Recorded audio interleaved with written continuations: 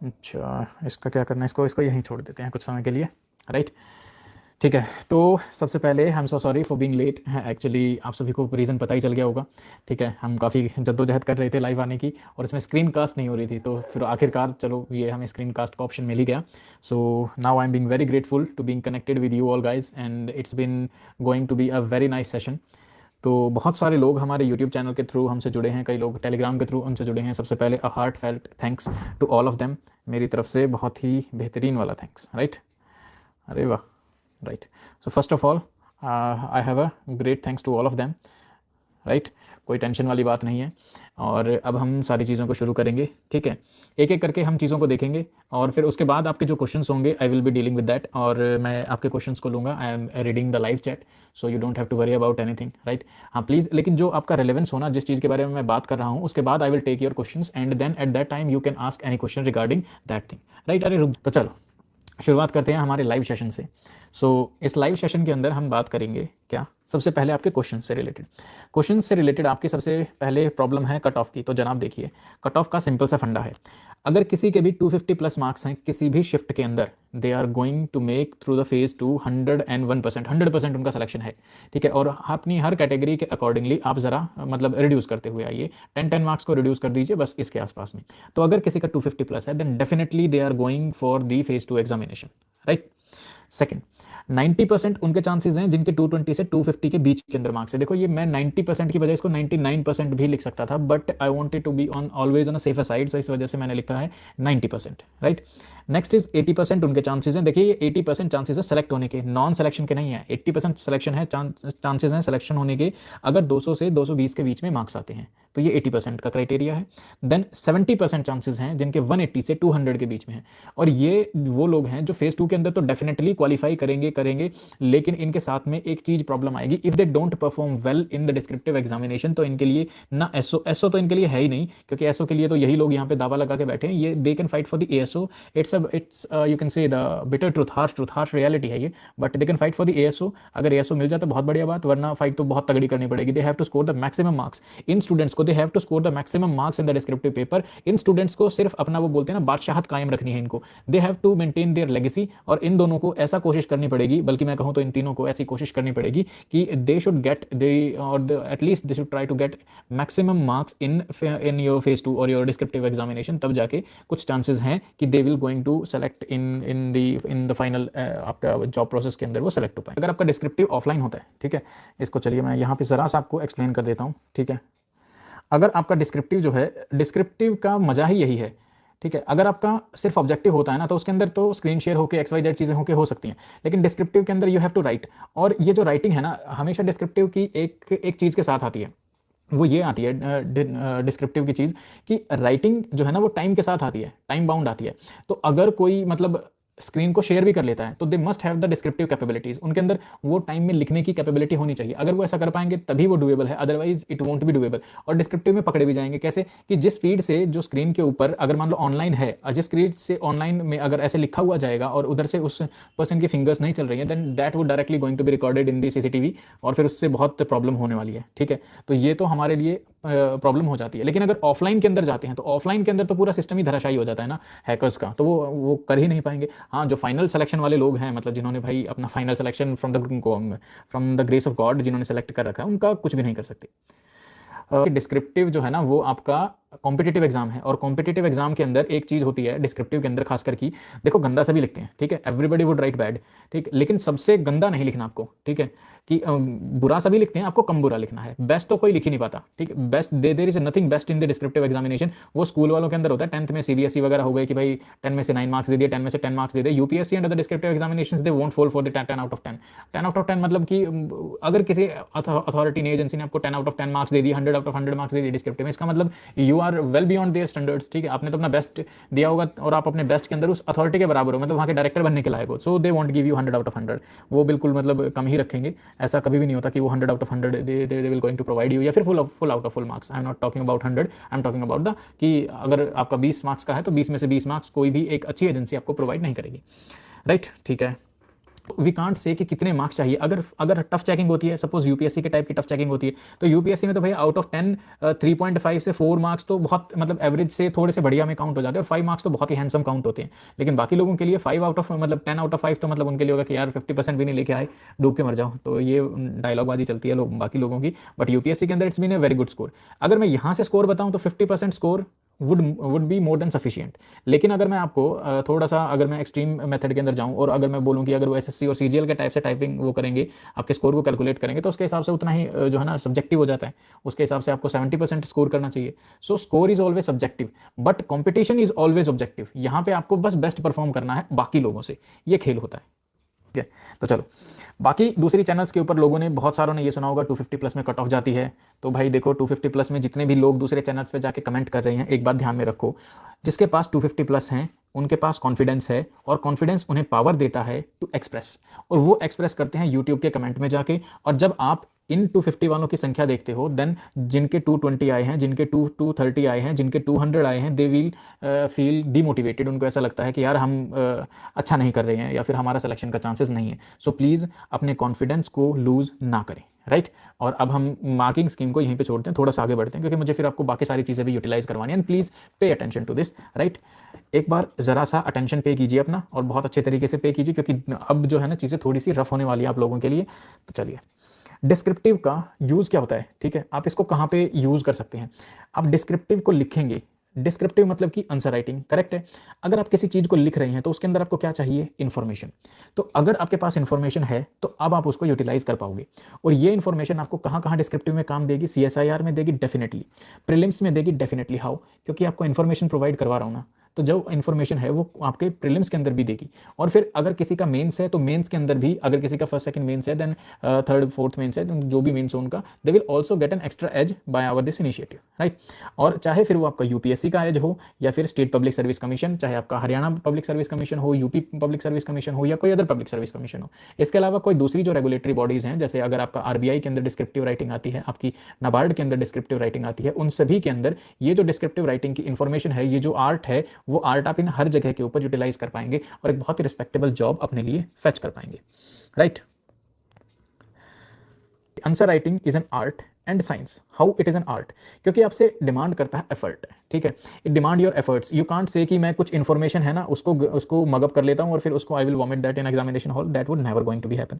And the science is about, ये आपको conceptual understanding के बारे में डिमांड करता है कि आपके पास कंसेप्चुअल अंडरस्टैंडिंग होनी चाहिए किसी चीज़ की। सपोज अगर मैं आपसे बोलूँ कि इंडिया का ट्रेड डेफिशिएट इतना ज़्यादा क्यों है, तो अब आप ट्रेड डेफिशिएट को एक्सप्लेन करने से पहले आपको ये समझ में आना चाहिए कि आपको इसमें लिखना क्या है। ये होती है अंडरस्टैंडिंग। यहाँ पे आप ट्रेड डेफिशिएट के अंदर लिखेंगे कि भाई इंडिया के अंदर कुछ चीज़ें आती हैं, कुछ चीज़ें इंडिया के अंदर इंपोर्ट होती हैं, और कुछ चीज़ें इंडिया से एक्सपोर्ट होती हैं। तो इनका जो बैलेंस है ना, वो बैलेंस आपका ट्रेड डेफिशिएट के अंदर काउंट होता है। और फिर इसमें अलग अलग जो सब पॉइंट्स हैं, आपके रेमिटेंसेज हो गई और बाकी सारी चीज़ें हो गई, और इसी तरह यहाँ पे हो गया, ठीक है, मर्चेंडाइज एक्सपोर्ट हो गया, आपका सर्विसेज का एक्सपोर्ट हो गया, उन सब का नेट जो निकलता है वो हमें पता चलता है इसका। और अगर हम ट्रेड डेफिशिएट के अंदर हैं तो इसका मतलब है कि हम एक्सपोर्ट जो है वो कम कर रहे हैं। अब इसको, ये तो हो गया आपकी कंसेप्चुअल अंडरस्टैंडिंग। इससे आगे आपको कैसे बढ़ना है, इससे आगे आपको ऐसे लिखना है कि आप बेसिक्स के ऊपर वापस जाओगे और एक एक चीज़ को एलोबरेट करके लिखोगे कि जैसे भाई अगर हमारा सर्विस एक्सपोर्ट बढ़िया है तो हमें उसको और बढ़ाना चाहिए। अगर हम मान लो ऑयल को ज़्यादा इंपोर्ट कर रहे हैं तो हम ये लिखेंगे कि भाई सर हमें ऑयल को कम इंपोर्ट करना चाहिए। तो इस तरह से हर टॉपिक को आप एड्रेस करते हुए जाओगे, यहाँ से यहाँ से यहाँ से, इन सभी चीज़ों को, and then it would be a holistic answer, rather than अगर आप सीधा ऐसे फायर करोगे कि सर एमएसएमई को बढ़ाना चाहिए, आपने लिख दिया पहले नंबर पे, फिर सेकंड पे लिख दिया हमें जॉब क्रिएशन करना चाहिए, फिर थर्ड पे। ये भी ठीक है, ओके है, but the examiner would give more marks जिसने बेसिक नॉलेज से कैटेगराइजेशन करके जो है ना आंसर्स लिखे होंगे। So that would give another you can say the edge to the writer, or you can say to the aspirant, right। तो ये है। अभी थोड़ा सा आगे चलते हैं, ठीक। How I will deal with this, मैं आपको जो ये आंसर राइटिंग करवाऊंगा, या जो मैं आपको ऐसे लिखना सिखाऊंगा, या जो मैं आपको प्रेस से, या जो मैं आपको जो लेटर लिखना सिखाऊंगा, मैं इससे कैसे डील करूंगा, ठीक है। देखो आप में से बहुत सारे students, please don't take this personally, बहुत सारे स्टूडेंट हैं जो कि रिजल्ट तक का वेट करना चाहते हैं कि अगर उनका फेज़ 1 क्वालिफाई हो तब वो जाके फेज़ 2 के लिए प्रिपरेशन करना शुरू करेंगे।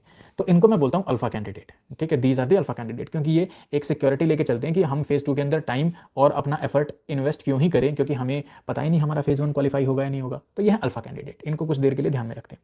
और दूसरे जो ऐसा सोचते हैं कि एक ना एक दिन हमें मेंस तो लिखना ही है, चाहे वो आपके CSIR का हो, चाहे वो आपके स्टेट PCS का हो, चाहे वो आपका UPSC का हो, ये वो स्टूडेंट्स हैं जो आपके कॉम्पिटिटिव एग्जाम में ग्रुप ए सर्विसेज के लिए फाइट करते हैं, चाहे वो आपके CAPF असिस्टेंट कमांडेंट वाले हो।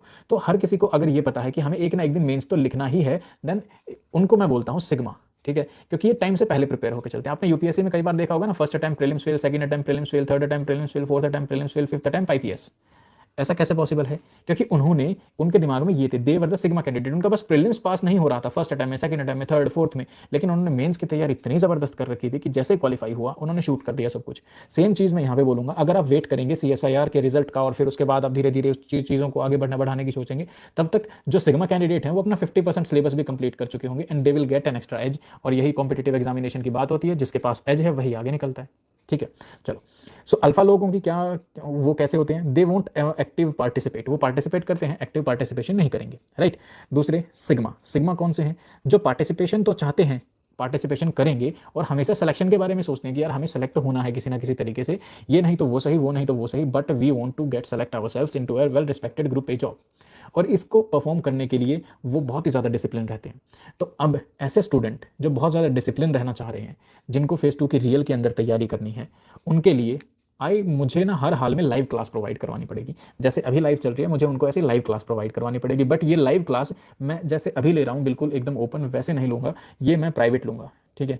प्राइवेट एक आपको लिंक शेयर किया जाएगा, उसके थ्रू ही I will connect to you. क्यों ऐसा, क्यों प्राइवेट, क्यों, इसके बारे में मैं आपको बताता हूँ। हमारी शेड्यूल को जानने की ज़रूरत है। जो मेरी क्लासेस होंगी आपके फेज़ 2 से रिलेटेड, वो 1 आवर्स की होंगी अल्टरनेट डेज़ के ऊपर, ठीक है, एक दिन छोड़ के एक दिन, लेकिन फिर भी ये रेगुलर होंगी। कैसे रेगुलर होंगी? आपको थोड़ा सा प्रॉब्लम लग रहा होगा कि सर अभी बोल रहे हो एक दिन छोड़ के एक दिन और फिर रेगुलर, ये क्या बात हुई? तो हम बताएंगे कैसे। सबसे पहले हमारे जो क्लासेस हैं इसके अंदर हम थीम वाइज कवरेज करेंगे। थीम जैसे कि हो गया आपका वुमेन, ठीक है, फिर हो गया आपका यूथ, राइट, फिर हो गई आपकी society, then is your polity, ठीक है, फिर हो गया आपका एजुकेशन, फिर हो गई आपकी हेल्थ, ठीक है। इस तरह से जितने भी आपके थीम्स कवर बनेंगे उन सभी थीम्स को कवर किया जाएगा।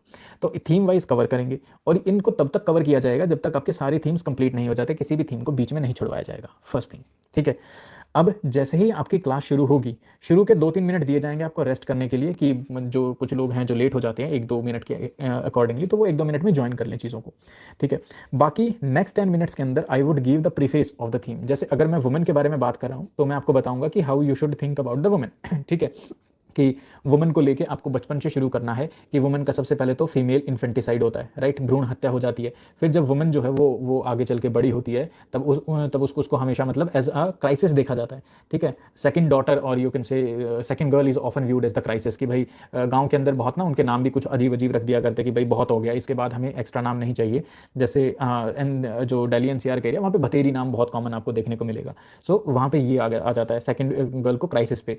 फिर उसको जो है ना, आपने यूट्यूब के ऊपर बहुत सारी रील्स देखी है ना, उनके ऊपर क्या बोलते हैं कि हमेशा बड़े भाई के कपड़े, बड़े भाई के है ना खिलौने, ये सारी चीज़ें उनको मिलती है, तो उनको हमेशा से सेकेंडरी समझा जाता है, ठीक है। They always been treated as secondary. Education के अंदर भी उनको वही बोला जाता है कि भाई एजुकेशन के अंदर भी they want be given the hefty, you can से द प्रायोरिटी। अगर कोई पैसा इन्वेस्ट करने की बात हुई तो वहाँ पर भी नहीं की जाती। फिर एजुकेशन के समय जब बच्ची बड़ी होती है तब वो क्या करती है, खाना खाती है। खाने के अंदर भी तो फूड डेफिशिएट, या फिर बोले तो प्रॉपर क्या होगा, न्यूट्रिएंट डेफिशिएट होगा। तो इस तरह से आई विल बी टीचिंग यू कि भाई आपको कैसे कैसे वुमेन के बारे में सोचना है, राइट। मैंने थीम दे दिया, उसका प्रीफेस बता दिया आपको हल्का सा, फिर उसके बाद मैं आपको क्वेश्चन प्रोवाइड करूंगा। उस क्वेश्चन के बाद आप ब्रेनस्टॉर्मिंग करेंगे। ये बहुत ज़्यादा इंपॉर्टेंट होती है ब्रेनस्टॉर्मिंग। ब्रेनस्टॉर्मिंग का मतलब होता है एकदम से तूफान सा फट जाना दिमाग के अंदर। ये तूफान से फटने का क्या मतलब होता है? तूफान से फटने का ये मतलब होता है कि जैसे आपने यहाँ पे लिखा वुमेन, ठीक है, वुमेन आप पेज के बीच के अंदर लिखेंगे और फिर उसके बाद आप ऐसे करके बहुत सारे जो है डिवीजन बनाएंगे। फिर आपके दिमाग में जो भी चीज़ें आ रही हैं आप वुमेन से रिलेटेड, चाहे फिर वो आपके एग्जांपल हो कि भाई इंदिरा नूई का एग्जांपल हो, किरण बेदी का एग्जांपल हो, या जितने भी आपके दिमाग में चीज़ें आ रही हैं, सबसे पहले आप उनको यहाँ पे नोट करेंगे। फिर आप नोट किए हुए को कि आप फोटो लेंगे, you will take the photo and then you will send me on a Telegram, ठीक है। इसके लिए मैं अलग से ग्रुप बनाऊंगा, उस टेलीग्राम ग्रुप के ऊपर आप इन सारी फोटोज़ को सेंड करेंगे। आप क्योंकि आप सेंड करेंगे तो मुझे पता होगा किसने सेंड किया है। वहाँ पे आई विल एनालाइज कि आपका दिमाग का सोचने का तरीका कैसा चल रहा है, ठीक है। और फिर उसके मैं आपको थोड़ा सा मॉडिफाई करूँगा। शुरू में आपको ब्रेनस्टॉर्मिंग के लिए 10 मिनट्स का टाइम लगेगा, क्योंकि चीज़ें बीच में जाकर स्टक हो जाएंगी। अगर मैं आपको एनवायरमेंट के बारे में अभी लिखने के लिए बोलूँ तो यू माइट राइट 2-3 पॉइंट्स और फिर उसके बाद दिमाग स्टक हो जाएगा। मुझे सबसे पहले तो क्या चाहिए, आपकी इस स्टकनेस को तोड़ना है ताकि आप थोड़ा सा सोच पाओ। आपके अंदर ब्रेनस्टॉर्मिंग हो तो ऐसे थाउजेंड्स ऑफ आइडियाज़ आपके दिमाग में आके उतरने चाहिए, तो ये होना चाहिए। शुरू में आप 10 मिनट का टाइम लोगे, फिर आप 7 मिनट का टाइम लोगे, फिर 5 मिनट, फिर 3 मिनट। इस तरह से पहले तो आपकी ब्रेनस्टॉर्मिंग करना सीखोगे। 2-3 सेशंस के अंदर यू कैन इजीली अंडरस्टूड कि भाई ये ब्रेनस्टॉर्मिंग होती कैसे है, और इसी के लिए मैं आपके साथ हूँ। साथ में जब आप ये मेरे को सेंड करोगे, टेलीग्राम ग्रुप के ऊपर आपने सेंड किया, तो सब पहले आपने ब्रेनस्टॉर्म किया, ब्रेनस्टॉर्म के बाद इसको सेंड किया, फिर उसके बाद आप इसको आराम से बैठ के लिखेंगे, not in the live class, but आप लिखेंगे इसको अपने घर के ऊपर बैठ के आराम से, ठीक है। एक कॉपी लेंगे, कॉपी के ऊपर इसको लिखना शुरू कर देंगे, इन्हीं आइडियाज़ को, नॉट एनी अदर आइडियाज़, इन्हीं आइडियाज़ को आप लिखना शुरू करेंगे, ठीक है। इसके बाद जब आपने ब्रेनस्टॉर्म कर लिया, उसके बाद मैं एक्सप्लेन करूंगा कि हाउ यू शुड थिंक और कैसे आपको लिखना है। तो मैं आपके लिए एक स्टैंडर्ड बॉडी तैयार कर दूंगा कि आपको ऐसे लिखना चाहिए था। तो क्योंकि आपने ये जो पॉइंट्स बनाए हैं, इसके अंदर आपको पता होगा कि आपने किन किन पॉइंट्स को मिस किया है और आपने कैसे कैसे सोचना था, लेकिन वो आपने सोचना शुरू नहीं किया है। तो ये चीज़ हो गई। तो इसके साथ आपको क्या मिलेगा, वैल्यू एडिशन भी मिलेगा कि देखो हमने जो है ना ABC बात ही सोची थी, हमने जो है ना किसी को ऐसे नहीं सोचा था कि हम इसको इस तरीके से भी लिख पाते। जैसे अगर मैं आपको सिंपल बताऊं कि भाई एजुकेशन के बारे में हर कोई क्या बोलता है, राइट टू एजुकेशन, है ना, राइट टू एजुकेशन। लेकिन अगर मैं आपको कहूँ कि राइट टू एजुकेशन के साथ में आपको लिखना चाहिए कि now India should move forward from the right to education to the right to learning, ठीक है, राइट टू लर्निंग। प्लस इसके साथ में अगर मैं आपको बताऊं कि अगर एजुकेशन के बारे में आपको ये लिखना हो कि इंडिया की एजुकेशन बहुत एवरेज है, डू नॉट राइट दिस कि India's education is very average in nature. आपको ऐसे लिखना है, इंडियाज एजुकेशन इंडिया की जो एजुकेशन है, इंडिया की एजुकेशन वो कैसी है, इंडिया की है island of excellence and ocean of mediocrity,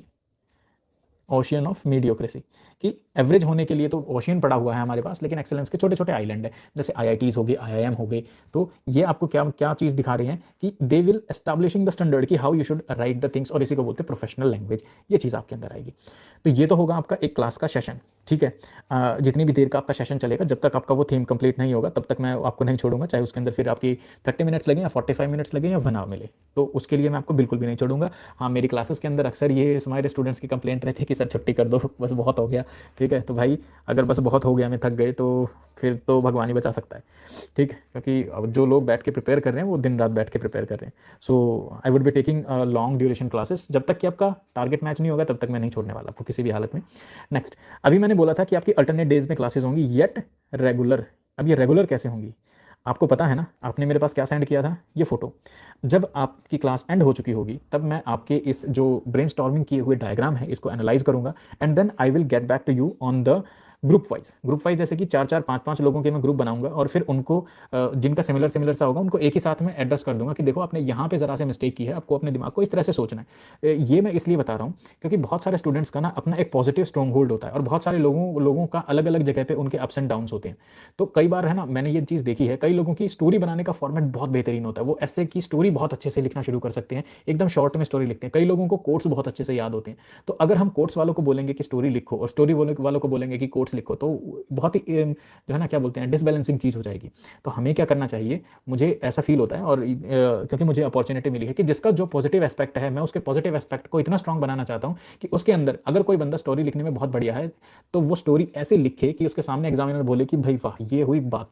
अभी इसे बोलते हैं मतलब कि कंटेंट, ठीक है। और जो कोट्स अच्छे लिखते हैं या जिनको कोट्स याद रहते हैं, तो वो ये बोलें कि भाई हम बहुत बढ़िया, कि हमें जो है ना, अब हमें कोट्स मतलब ये होता है कोट रियल में जो जिसने टू द पॉइंट एकदम हिट किया है डायरेक्ट, जो जिसको बोलते हैं ना, जो लड़के अक्सर बोलते हैं कि लड़कियों ने स्माइल की और हाय तुम्हारी स्माइल तो हमारे सिर्फ कातिलाना है, सीधा दिल के अंदर लग गई।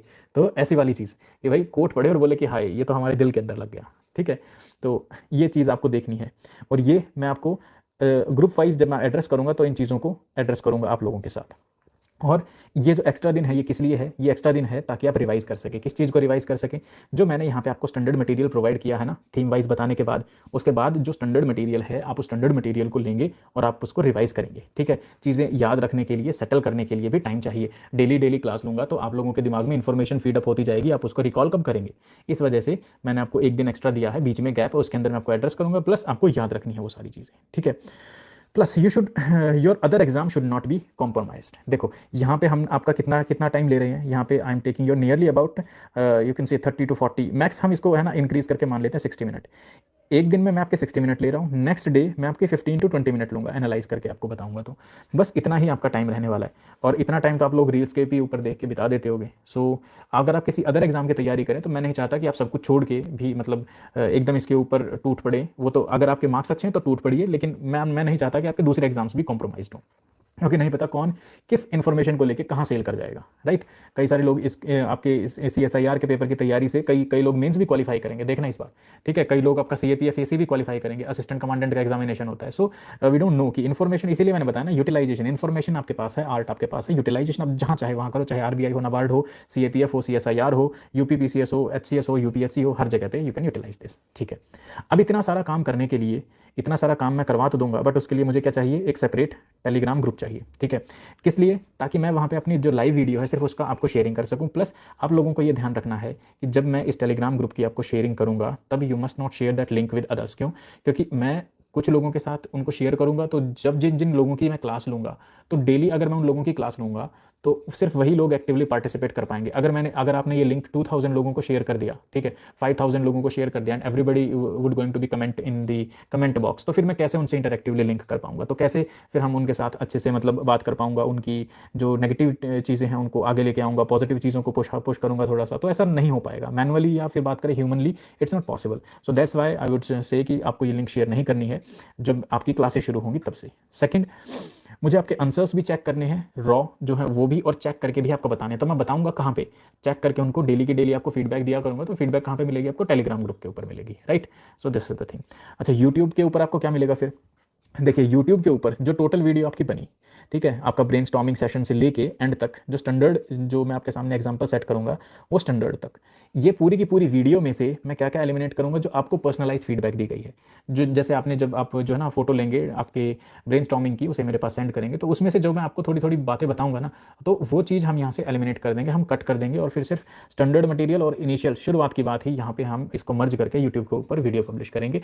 आप सबका पर्सनलाइज फीडबैक, आपने कितना भी बुरा लिखा हो, कितना भी अच्छा लिखा हो, वो सिर्फ आप तक ही लिमिटेड रहेगा। That won't be, you can से, पब्लिक नहीं किया जाएगा किसी भी हालत के अंदर। I know students her background के होते हैं, कई लोग ऐसे भी होंगे जिन्होंने पेन भी नहीं उठाया, और कई लोग ऐसे होंगे जिन्होंने पेन से मतलब कॉपियाँ भर के रख दी हैं 10 10 20 20 50 50। तो हर तरह के स्टूडेंट को अलग तरीके से डील करना होता है। So I knew this and I knew about your privacy concern. So anything won't be in the public, आपकी चीज़ें आप तक ही सीमित रहेंगी, ठीक है। तो ये मेरा पूरा शेड्यूल था, मेरा प्लान था, ठीक। इसके साथ में मेरे और क्या क्या प्लान्स हैं, इसके साथ में मेरे प्लान्स ये हैं। देखो भाई, मेरा मकसद क्या है, आपको डिस्क्रिप्टिव करवाना, ठीक है। और ये डिस्क्रिप्टिव ऐसा नहीं, बहुत सारे आपको यूट्यूब चैनल्स के ऊपर ऐसा देखने को मिलेगा, दे विल से यू कि भाई हम आपको है ना ये 15 से 20 चीज़ें आपको दे देते हैं, इन्हीं में से रटना, इन्हीं में से क्वेश्चन आपके सामने आ जाएगा। मेरा ये मानना है कि I wanted to improve your capability. जैसे ही आपकी कैपेबिलिटी इंप्रूव होगी, आप किसी भी टॉपिक के ऊपर कितने भी कम से कम टाइम के अंदर बेस्ट क्वालिटी मटेरियल से आप आंसर लिख पाओगे, और यही चीज़ आपके सामने रिप्रेजेंट होगी। आपने कभी भी ऐसे बहुत ही बेवकूफ़ इंसान को टॉपर बनते हुए नहीं देखा होगा स्टेट PCS, UPSC या फिर अदर एग्जामिनेशन के अंदर, कि मतलब आपको लगे कि इसकी पर्सनालिटी तो एकदम जीरो है, लेकिन बतानिए टॉपर कैसे बन गया, ठीक है। आपका एक कैपेबिलिटी इंप्रूव होना जरूरी है, and this capability is my responsibility. I wanted to take it as my responsibility, ताकि आपको बता पाऊँ कि ये चीज़ें मतलब ऐसे आपकी कैपेबिलिटी इंप्रूव की जाएगी, right. So this is about the descriptive things. अभी अगर मैं आपको बात करूँ तो खैर, अगर अभी हमने सेशन शुरू किया तो फिर रात के 11:30 बजे तक ही चलेगा। अच्छा, तो अब इतनी सारी मेहनत के लिए अब आप लोग मुझे बताइए कि क्या किया जाना चाहिए? Should it be the paid और should it be the free? बताइए, पेड या फ्री, कैसा होना चाहिए? आप लोगों से जानना चाहता हूँ। देखो, अगर आप में से कोई, if someone of you will say कि भाई नहीं सर, मतलब पेड ना मेरे को ज़रा सा अनएथिकल सा भी लगता है, हल्का हल्का सा, ठीक है। इंस्टीट्यूट्स में तो जाके पढ़ाना एक अलग ही होता है, ठीक है। बट यहाँ पे, अच्छा एक मिनट में विवेक की बात सुन लेता हूँ, विक्की, सॉरी विवेक, विज्ञानंद, हिंदी में भी स्टार्ट कीजिए। देखिए सर, हिंदी के अंदर मैं क्लासेस बिलिंगुअल में ले सकता हूँ, जैसे अभी ले रहा हूँ, राइट। लेकिन हिंदी के अंदर कंटेंट प्रोवाइड करवाने में there would be an extra effort and much much more than effort, क्योंकि बहुत सारे इंस्टीट्यूट आपको ना, अगर आप इंस्टीट्यूट के ऊपर जाओगे, मैक्सिमम मैं आपको अगर आपको बताऊँ तो 90% इंस्टीट्यूट ऐसे होते हैं, गूगल ट्रांसलेट करते हैं, चिपका देते हैं, स्टूडेंट जाने उसका भविष्य जाने, उनको खुद पता होता है कि भाई कुछ होना जाना है नहीं, तो बस पैसे मिल रहे हैं, ले लो, ठीक है। ठीक है, तो राइट सर, सर जो नहीं दे सकता बट मार्क्स अच्छे से आ रहे हैं उसके लिए फ्री में। अरे भाई, मैं तो सबके लिए भी फ्री में छोड़ने के लिए तैयार हूँ। मुझे बस ये है ना कि स्टूडेंट्स अगर रेगुलर नहीं रहते ना, तो फिर मुझे गुस्सा आता है थोड़ा सा, ठीक है। हाँ, वो सबकी अलग अलग ड्रॉबैक होती है, मेरी ये ड्रॉबैक है कि भाई अगर मैं अपना एफर्ट लगा रहा हूँ और तुमने एफर्ट नहीं लगाया ना, कसम से मैं तुम्हारे घर के एड्रेस निकाल के तुम्हारे मम्मी पापा से बात करूँगा कि भाई ये बच्चा बच्ची क्या क्या कर रहे हैं यार। मतलब हम इधर बैठ के पूरा दिन कंटेंट बना के तैयार करके और इनको बता रहे हैं, एंड दे आर मतलब उनको क्लासेस ही अटेंड नहीं करनी, वो शाम को बाबू सोना के चक्कर में पड़े हुए हैं, थाना थाया नहीं थाना थाया, ठीक। तो ऐसी चीज़ें हैं।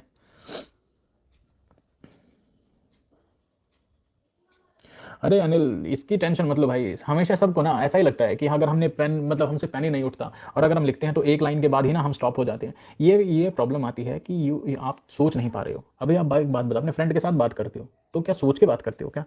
ऐसे ही मतलब फ्लो फ्लो में चीज़ें बनती चलती हैं। यही फ्लो आपकी राइटिंग के अंदर आना चाहिए, एज सिंपल एज दैट। ठीक है, करवा देंगे, सिखा देंगे, इसकी कोई प्रॉब्लम नहीं है, राइट। No free. ओके, तो ठीक है।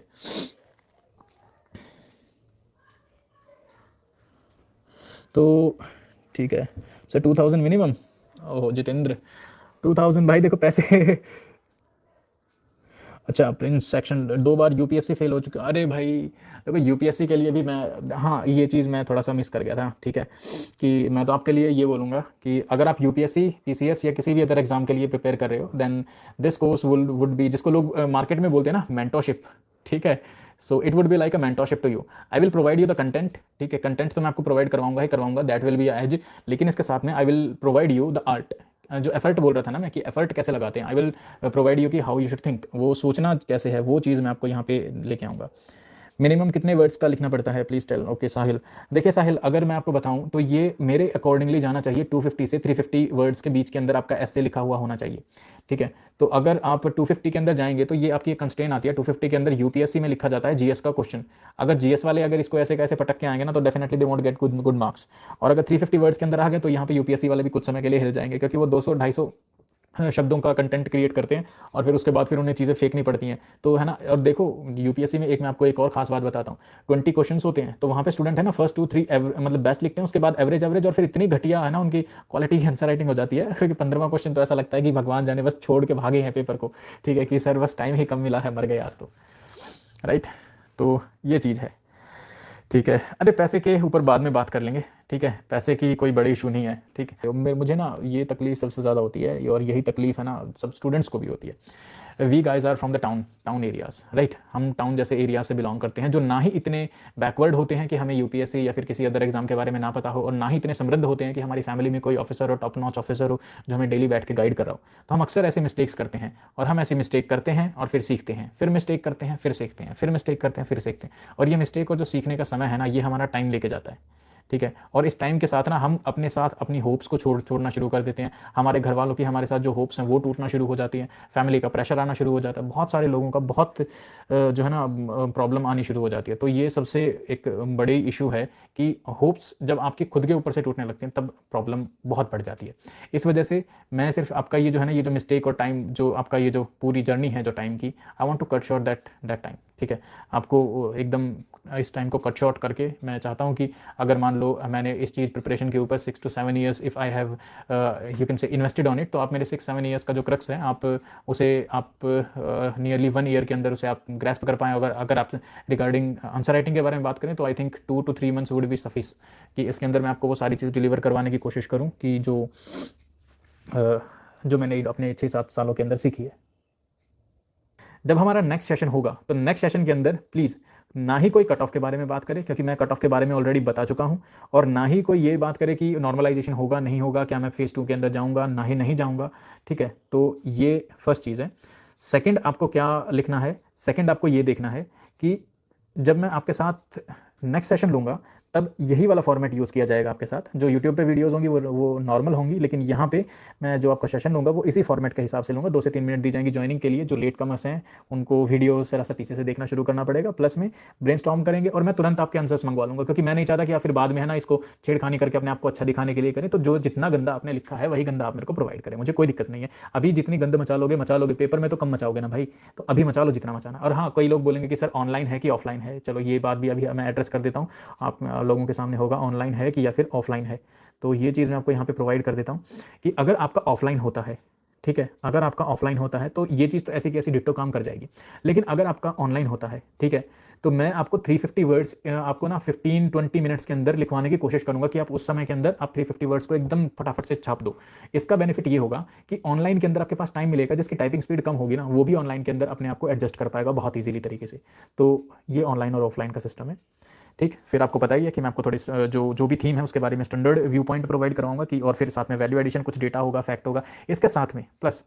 अच्छा, डेटा और फैक्ट के साथ में मैं आपको क्या क्या प्रोवाइड करवाऊंगा, एक तो आपका डेटा फैक्ट तो होंगे ही डेफिनेटली, आपका जो इंट्रोडक्शन होगा, आपका जो कंक्लूजन होगा। हाँ, मैं आपको ऐसे देखो, मुझे नहीं लगता आप में से किसी को ऐसे टू द पॉइंट एकदम बताने की जरूरत है, जैसे प्रॉपर डिक्टेशन देते हैं ना कि we are living in the thrift of paradox XYZ करके। मैं आपको सिर्फ कीवर्ड बताऊंगा, आपको सिर्फ इंग्लिश के अंदर इतनी मेहनत जरा सी खुद करनी है कि बस थोड़ा सा एफर्ट डाल के इंग्लिश के अंदर लाइन बना देनी है। ठीक है, अगर वो भी नहीं बनती तो उसके लिए भी मैं आपको सिखा दूंगा कि बनाते कैसे भाई, हिंदी तो इंग्लिश। ठीक, बाकी मैं आपको ये सारी चीज़ प्रोवाइड कराऊंगा इसके साथ में। हाँ, कुछ पोएम वगैरह होती हैं आपको कभी कभी, लेकिन ये पोएम मैं बहुत सारी प्रोवाइड नहीं करवाऊंगा कि भाई 50-60 मैं आपको प्रोवाइड करवा दूँ कि भाई आपके दिमाग वहीं फट जाएगा कि यार पेपर के अंदर कौन से लिखो, पहले दूसरी तीसरी की 60वीं। ठीक, मैं आपको यहाँ पे है ना 5-6 पोएम प्रोवाइड करवाऊंगा जो ऐसी होंगी जो यूनिवर्सल होंगी, आप हर जगह पे जाओ और उन पोएम्स को फेंको और आपका बात बन जाएगी। इसी तरह आपके कोट्स, इसी तरह आपके कंक्लूजन। ठीक है, कुछ चीज़ें आपकी स्पेसिफिक होंगी, डेफिनेटली स्पेसिफिक होंगी, और कुछ चीज़ें आपकी जर्नलिस्टिक होंगी जो आपकी हर जगह यूटिलाइज होंगी। So this is how we should cover, और यू कैन से हम एक एक थीम को कवर करेंगे, आगे बढ़ते हुए जाएंगे, धीरे धीरे हम सारे थीम्स को कवर कर लेंगे over the period of time, and then it's all up to you. आपको एग्जाम में कितना रिकॉल कर पाते हो, अपने नर्व्स को कितना कंट्रोल में कर पाते हो, तभी चीज़ें होंगी। नहीं सर, सीपीटी कैसे ऑफलाइन हो जाएगा अनिल? सीपीटी या कंप्यूटर प्रोफिशिएंसी टेस्ट, वो कंप्यूटर प्रोफिशिएंसी तो कंप्यूटर के ऊपर ही पता चलेगी ना, it won't be happen offline, ये ऑनलाइन ही होगा। हाँ, उसका तो कोई दिक्कत नहीं है। देखो, अगर ऑफलाइन होता है, मेरे पास दोनों का एक्सपीरियंस है, राइट, ऑफलाइन का भी है, ऑनलाइन का भी है, चिंता मत करो। ठीक है, तो ऑनलाइन होगा उसका भी मेरे पास ट्रिक्स है, ठीक है, ऑफलाइन होगा उसकी भी मेरे पास ट्रिक्स है, इसके बारे में चिंता मत करो।